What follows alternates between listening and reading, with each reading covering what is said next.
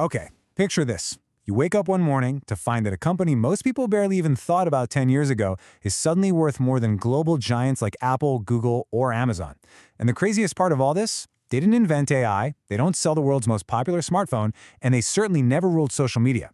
Honestly, they started back in 1993 just trying to make video games look a little bit cooler.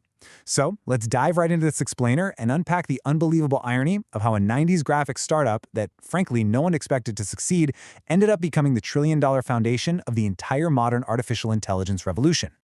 Here is our roadmap for today's explainer.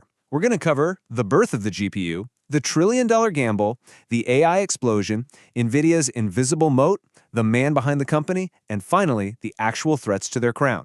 Let's just jump right in. Part 1. The birth of the GPU.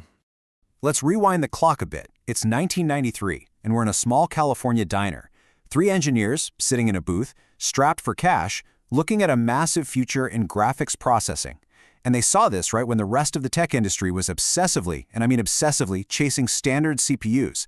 From those diner booths all the way to the massive generative AI boom of 2022, you really have to understand that NVIDIA's success was not some overnight fluke.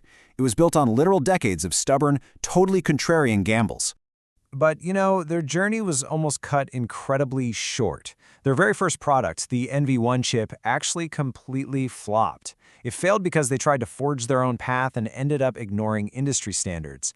But instead of just folding up shop, they possessed the intellectual honesty to say, okay, we messed up, and they pivoted fast. That ability to learn the hard way led to an incredibly gutsy move just a few years later. In 1999, they released the GeForce 256, which they proudly dubbed the world's first graphics processing unit.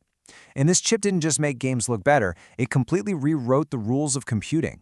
To really get why this was such a game changer, let's break it down. A standard processor, your everyday CPU, handles computing tasks sequentially. It does them one by one by one. But a GPU crunches thousands of graphics tasks simultaneously. That right there is the hidden magic of massive parallel computing. And sure, while it was initially just perfect for rendering 3D video game worlds, this superpower of doing thousands of math problems at the exact same time would soon flip industries way beyond gaming. Section 2. The trillion-dollar gamble. So by the mid-2000s, NVIDIA is basically the untouchable king of PC gaming. They were highly profitable, making great money, and honestly, they could have just coasted.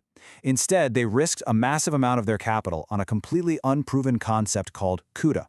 Launched in 2006, this software platform was designed to let developers unleash NVIDIA's full parallel computing power for tasks that had absolutely zero to do with gaming. With CUDA, researchers and scientists were suddenly able to use graphics chips to run complex data simulations in just hours, rather than what previously would have taken them days. So, how do you think the market reacted to this brilliant strategic move? Well, Wall Street totally missed the point. It is a fascinating paradox, really. NVIDIA spent years building software, pouring money into developer tools, forging these deep university partnerships, and they were just heavily criticized by investors. The money people just couldn't wrap their heads around why a hardware company was throwing so much cash at unproven software. Section 3. The AI explosion. Tens of thousands. I really want you to think about that number for a second. That is the massive scale of NVIDIA GPUs that have to be linked together, working continuously for weeks or even months just to train a single top-tier AI model today. Fast forward to the early 2010s and into late 2022, and suddenly, these massive breakthroughs in deep learning and generative AI demanded exactly what NVIDIA had spent the last 10 years quietly, stubbornly building. When generative AI hit the mainstream, tech giants like Microsoft, Amazon, Meta, and Google looked around and realized they needed a mind-boggling amount of computing muscle. The demand for NVIDIA chips literally shattered all global expectations. So while the broader world saw NVIDIA as this overnight AI success story, the reality is we were watching decades of preparation finally paying off.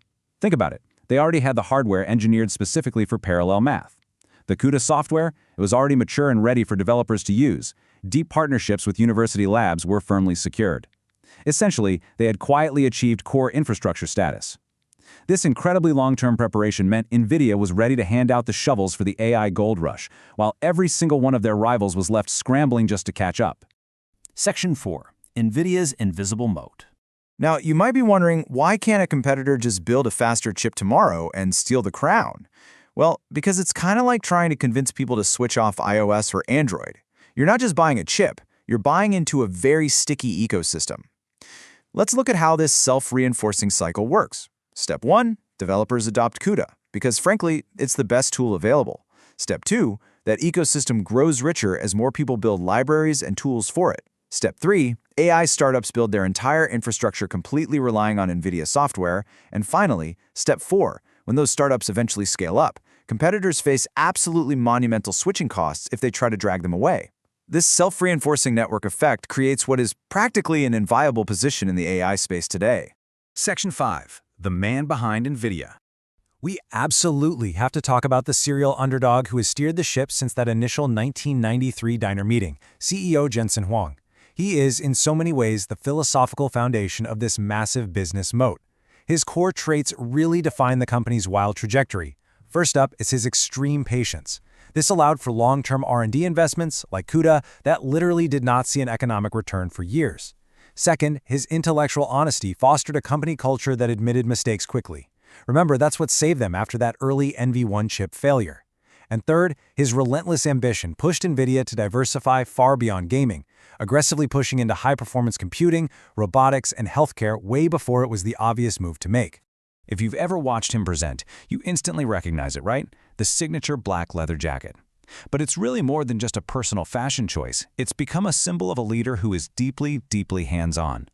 Whether he's giving a flashy press release or sitting in a private staff meeting, Huang is known for actually using and testing NVIDIA products firsthand. That kind of leadership is exactly what keeps a massive, sprawling technology juggernaut surprisingly agile. Section 6. Threats to the crown. But let's be real for a second. The harsh historical reality of the tech industry is that no company stays on top forever without fighting off some truly massive external and internal challenges. And there are three huge forces currently threatening NVIDIA's dominance. First, silicon rivals. Competitors like AMD and Intel are pouring billions into alternative architectures, while NVIDIA's own huge tech clients are desperately trying to build their own in-house chips just to reduce their reliance on NVIDIA.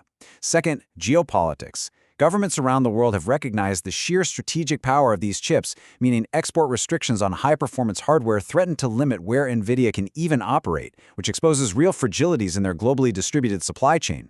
And third, the AI demand cycle itself. The tech industry is famous for its boom and bust cycles. This means the current, seemingly endless demand for AI hardware could eventually face a major market contraction when companies actually try to recoup those massive investments. Because of these relentless threats breathing down their neck, innovation isn't just a corporate buzzword here. It is strictly mandatory. Think about it. The fastest GPU in the world is only interesting until the exact moment the next generation releases. Or even worse, until an entirely different approach to computing comes along and renders the whole concept of GPUs completely obsolete overnight. NVIDIA simply has no choice. They have to keep pushing the absolute bleeding edge of scientific discovery if they want to survive. Which leads us to the ultimate question we have to ask. Can NVIDIA continue to innovate and actually hold the crown in this high-performance computing revolution? They built an unbelievable empire by patiently seeing a future that almost no one else believed in. But as we all know, staying at the very top of the mountain is often vastly harder than the climb up. Thanks so much for joining me on this explainer, and I'll leave you to ponder exactly what the future of the artificial intelligence landscape is going to look like. Catch you next time. If you enjoyed watching this video about NVIDIA and its extraordinary success, be sure to leave a like, as this will allow us to create more videos about successful business and finance topics. If you found this video useful, make sure to share it with your friends, business partners, or people interested in technologies, investments, and the world's most influential companies. Also, if you haven't done it yet, subscribe to Wealth Decoded and turn on the bell notification to stay updated with our latest videos featuring billion-dollar companies, successful entrepreneurs, investment ideas, financial news, artificial intelligence, and much more. Thank you for watching.